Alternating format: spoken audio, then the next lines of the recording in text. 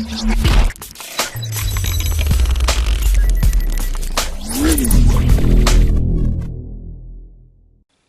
there everybody, it's Kelly with kellyscards.ca and welcome to this final and fifth card in my everyday card kit number 8.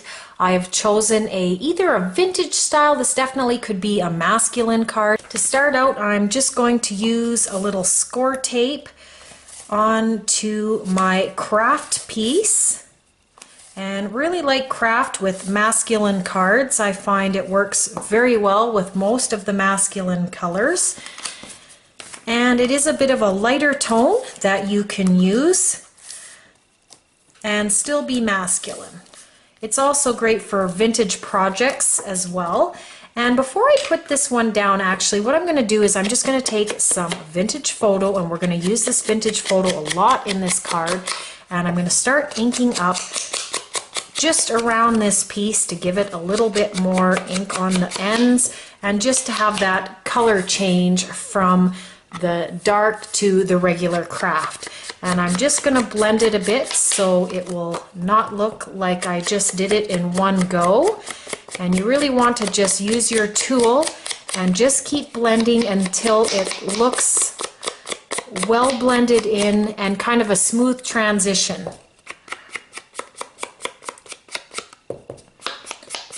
If you get too much in the corners, just keep going in the corner until it smooths out. And now that I have that piece pretty much done here, we can put this down on our card base. And I love the black and the craft together. Love this bone folder from Simon Says Stamp. I have had many bone folders, but this one definitely is probably the most amazing. It's the small Teflon bone folder. It's quite expensive, but I really, really like it. And now I'm going to put this piece on next, and the reason why I'm building up the base before I put our squares on is because I want to make sure it's down and nice and solid, and then we will build upon that portion of the card. So again, I'm just going to bring my bone folder in, and this is where we're going to start to get the interest. So you're going to see all these squares in your kits. Again, you can use either side. I like this side for a masculine card. Some of these images are a little bit too feminine, and I really love these stripes. I wish I had more of this paper. Just love those stripes. So this is kind of what we're going to do. We're going to set this all up. We're going to use pop dots. If you have pop dots, I suggest use it for this. We're going to take and we're going to use our ink tool, and we are going to ink up all the way around each of these squares, and this is just going to make it pop out a little bit more. Really love this technique, and especially on the stripes here, it's going to look really good.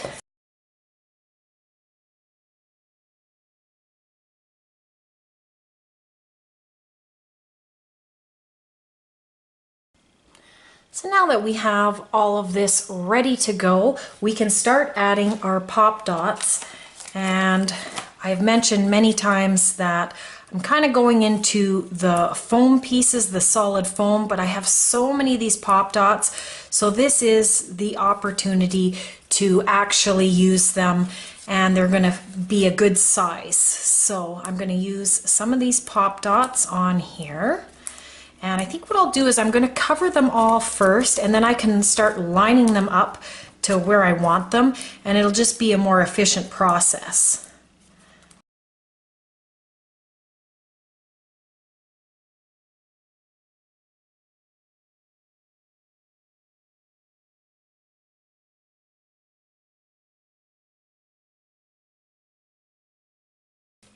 Alright, now I've got this all set up now, and you just want to make sure that everything is kind of pleasing to the eye. I think I'm going to move this one over here and flip this around like that. I kind of like how that looks now.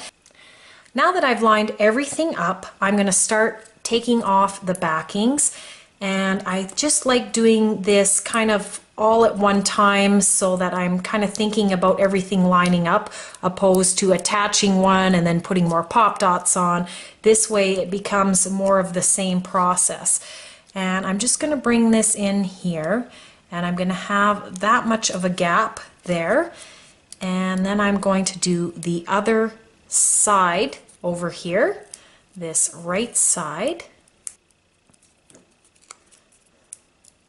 like this. For this, if you want, you could use a ruler to help line up your pieces. And now that I've lined those two up, this one here in the middle will become very easy. There, now we've got that off. And we can bring this piece in and we'll be able to center it between the two other pieces like that.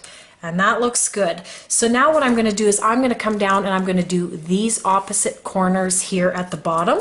And then everything will be centered once I work my way back up to finish the rest of the pieces.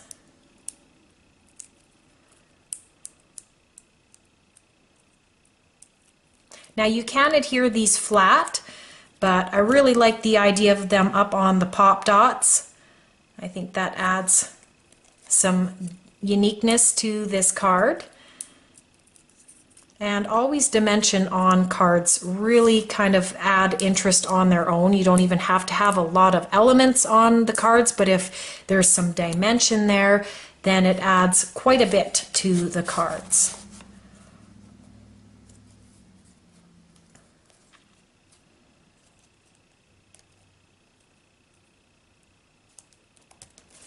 So again, I'm going to now do this centered one.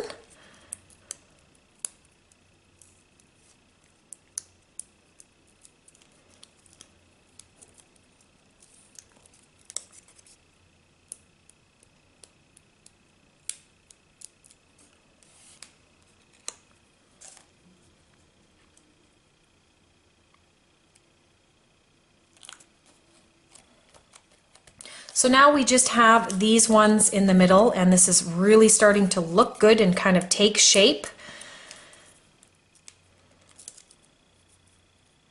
And I'll bring this one in, and I want to make sure that it is the same amount of space between both. So I just want to make sure that that space isn't too much bigger or too much smaller than that one. And it looks good. And I'm going to do the next one now. Okay, and we'll bring this one in here.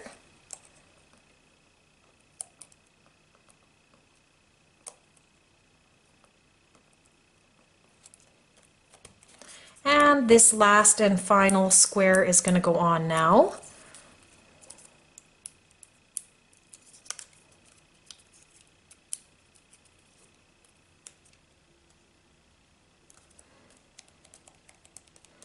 Now that I've got that one there, I can kind of see that this isn't quite equal, so I'm just going to gently lift this and just move it over so it's a little bit more centered. And there, that looks pretty good. Now you'll find some feathers and this little brown piece of embroidery floss. And what you can just do is you can ink up using your tool, and you can ink around the feathers if you want. And then what we're going to do is we're going to put it like this. So blue, and then the craft one, and then the other blue one. And we're going to attach it with this piece of twine, and you can tie a little bow. So now that I've got this piece together, really like how it looks. Love this texture on these feathers. And now we can add this up. And I want to have it kind of layered out a little bit like this. And we're going to have this up on pop dots just to raise it up from this background. And the other thing is you'll find in your kits a printed off sentiment sheet, which I've made these sentiments for you. There's a Happy Father's Day here. There is a few other ones, birthday, and of course you can use your own stamps as well. So feel free to use some of these if you want on this card. I have provided you this little craft piece that actually will fit this Happy Father's Day. And I've also included a bigger piece of craft in case you want one of the other sentiments. You can just cut this out as the backing paper for your sentiment. First thing is I'm just going to ink quickly around this Happy Father's Day sentiment to get rid of those white edges. And I'm just going to bring in my tape runner here. Just going to get some adhesive onto this sentiment. And now I'm going to put this down. Make sure it is about the right size. Now if it's not quite the right size for you, you can just take your scissors and kind of make it the right size. See, it's still a little bit long on the one side, so I'm just going to trim that up, and there, that looks better. For placement, you can pretty much put this sentiment wherever you like.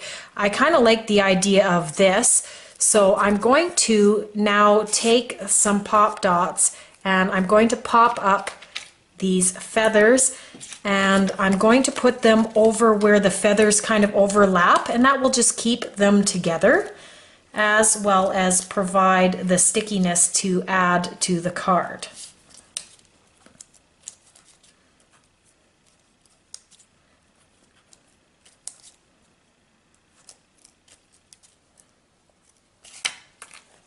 Now I've taken all of the backings off, and again I'm just going to bring my pieces in here, and I want to make sure that this sentiment is centered, but it's going to be sitting on the feathers nice, and I'm just going to push this down gently.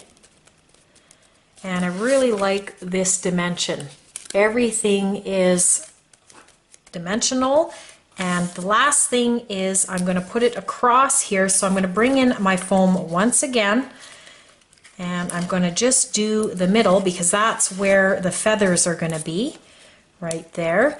And before I put this on and take the backings off, I'm just going to ink up this sentiment to give it, again, a little bit more definition, help it stand out a bit. A lot of these are the same colors. And by inking around the edges and that, you can really show a little bit of definition and help your piece stand out a little bit more. I've got that backing off, and I can bring this in now. And again, I want to make sure it's nice and centered on these feathers and within the card. And I really like how this looks. Love how the sentiment is pretty much in the forefront, but you still see the feathers and you see these beautiful papers in behind. So to finish off the inside, as always, we are going to just put in a piece of the white card so we can write to the recipient. I'm going to put this piece in here nice, and that will finish off this card. I love this idea of using scraps. I don't know about everyone else, but I have a couple boxes of scraps, and you know, some of these papers we love till the very last piece. And by creating cards like this, where you're creating your own background essentially by using your scraps, really love how that looks, and it really uses up those scraps to the last minute. So I hope you enjoyed this technique, and again, really great dimension on this card and great mail colors. You can use this again as a Father's Day card, as a birthday card, essentially anything. This card could really be given to anyone, even though it has a more masculine feel to it. It is kind of a vintagey tone too as well. So this, like I say, can be really given to anyone. So I hope you enjoyed this card. Again, this is the 5th and final card in my Everyday Card Kit number 8. There will be more card kits, of course, coming probably within the next month or so. So you can look out for that. If you missed any of the other videos, you can check out the playlist, which will be linked below. You can check me out on my website at kellyscards.ca. You can subscribe for more videos on this channel as well as my main channel. All links will be in the description below. Thank you so much for watching, and I hope you have a wonderful day.